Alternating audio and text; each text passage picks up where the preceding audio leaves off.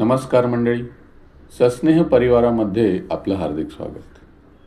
मित्रांनो, आज आपल्यासमोर सादर करत असलेल्या कथेचं शीर्षक आहे बिस्किटं 2 कोटींची. लेखक श्री दिलीप कसगावकर, अभिवाचन सचिन दातर. ऐकूया बिस्किटं 2 कोटींची. सकाळचा चहा पीत घराच्या ओसरीत बसलेले सदानंद आणि सावित्रीबाई शांतपणे एकमेकांकडे बघत होते.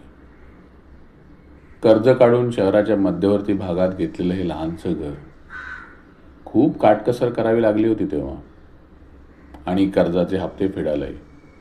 मुलांच्या शिक्षणासाठी घेतलेलं कर्ज फेडण्यात निवृत्तीच्या वेळी मिळालेले सर्व पैसे आता संपले होते. बरं, नोकरी खाजगी, त्यामुळे पेन्शनही नाही. त्यामुळे त्यांना घरात आता फारशी किंमतही नव्हती. या घराच्या किती आठवणी आहेत नाही ग.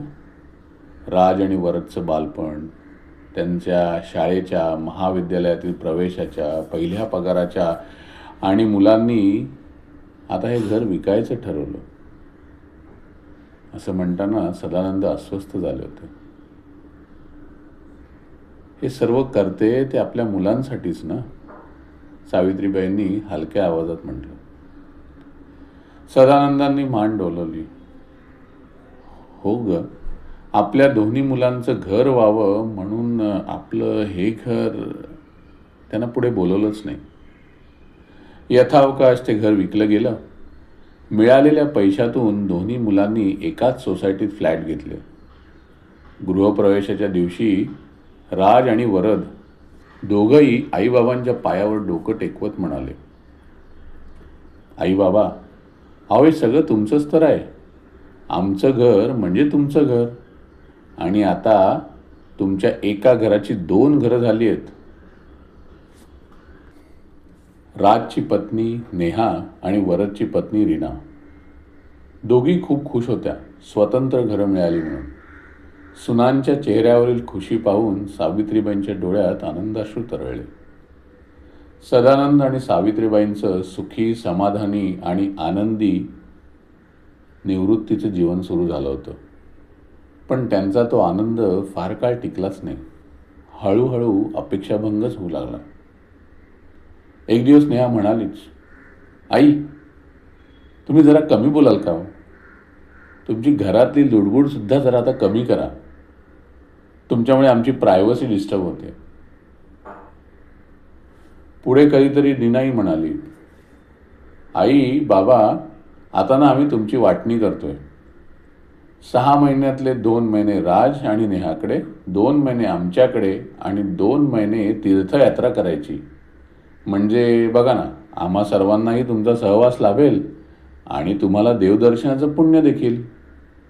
अगदी चतुरपणे तिने आईबाबांना थोड्या कालावधीसाठी काही होईना, पण बाहेरचा रस्ता दाखवला होता. सदानंद आणि सावित्रीबाई एकमेकांकडे पाहतच राहिले. त्यांच्या आयुष्याचं टाईम टेबल बनवलं होतं मुलं आणि सुनांनी, स्वतःच्या सोयीसाठी. सदानंद आणि सावित्रीबाई ठरलेल्या टाईम टेबलप्रमाणे जगू लागले. स्वतःसाठी वाटेल तसा खर्च करणारी ही मुलं आईबाबांच्या आवश्यक गरजा पूर्ण करताना सुद्धा अगदी हात आखडता घेत होती. असंच काहीसं झालं. एके दिवशी सावित्रीबाईंनी सदानंदांना इच्छा व्यक्त केली, अहो, मला ना गणपतीचा अभिषेक करायचा आहे. 2100 रुपये लागतील. राज आणि वरदने तर पैसे द्यायला स्पष्ट नकार दिलाय. आधीच तुमचा खर्च आम्हाला झेपत नाही असं म्हणाले. खरंच मनातली इच्छा होईल का माझी पूर्ण? काही समजत नाही. तेव्हा काही म्हणले नाही सदानंद, पण दुसऱ्या दिवशी लवकर उठून ते बाहेर पडले. संध्याकाळी परत आले तेव्हा त्यांनी सावित्रीबाईंच्या हातात 5000 रुपये ठेवले. कुठून आणलेत? सावित्रीबाईंनी विचारलं.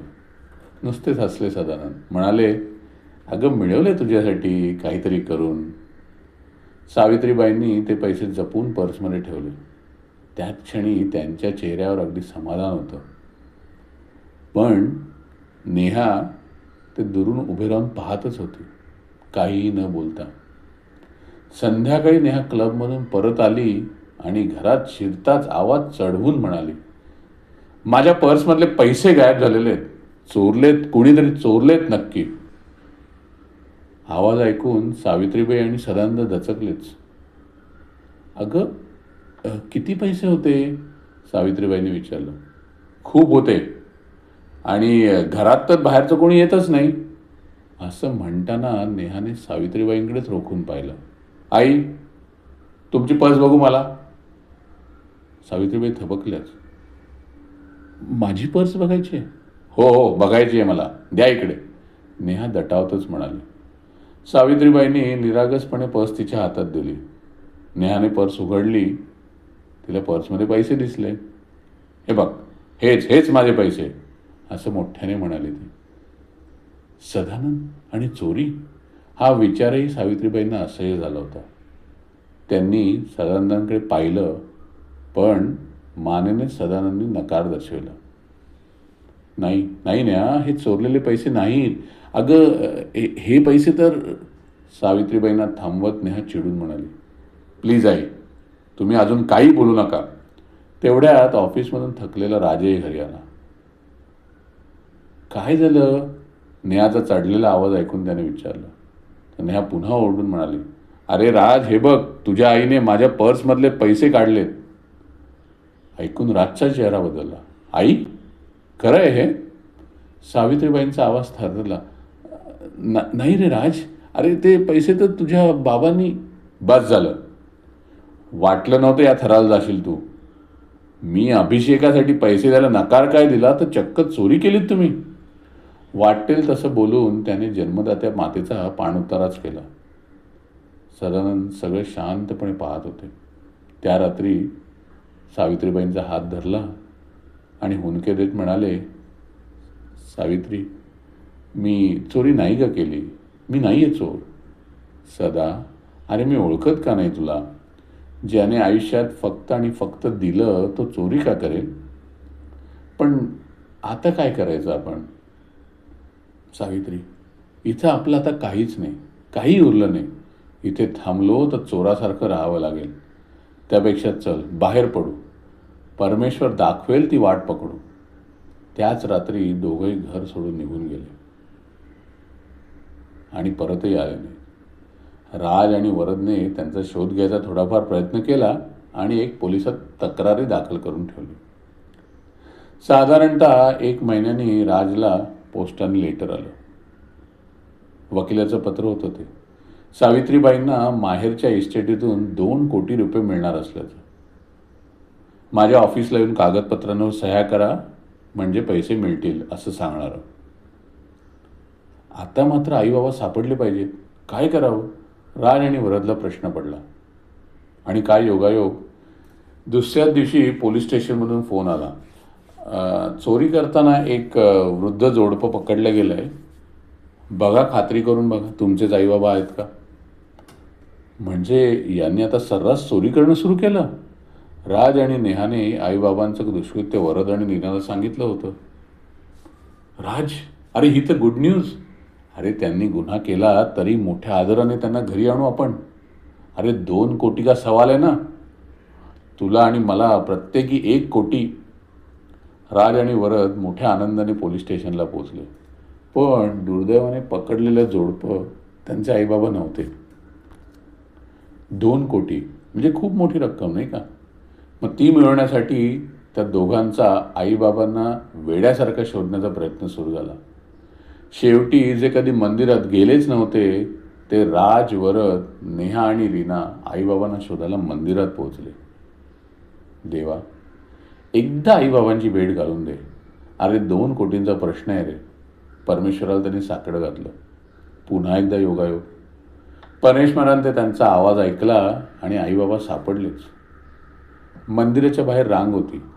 प्रत्येकाला 2 ग्लुकोज बिस्किटं मिळत होती. एक आवाज आला, माझ्या मालकांनी सकाळपासून काही खाल्लेलं नाही, 2 जादा बिस्किटं द्याल का? अरे हा तर आईचा आवाज. राजने आवाजाच्या दिशेने पाहिलं. 2 बिस्किटं या शब्दाने राजच्या डोळ्यासमोर 2 कोटीच तरळले आणि अत्यानंदाने आई, राजने आवाज दिला.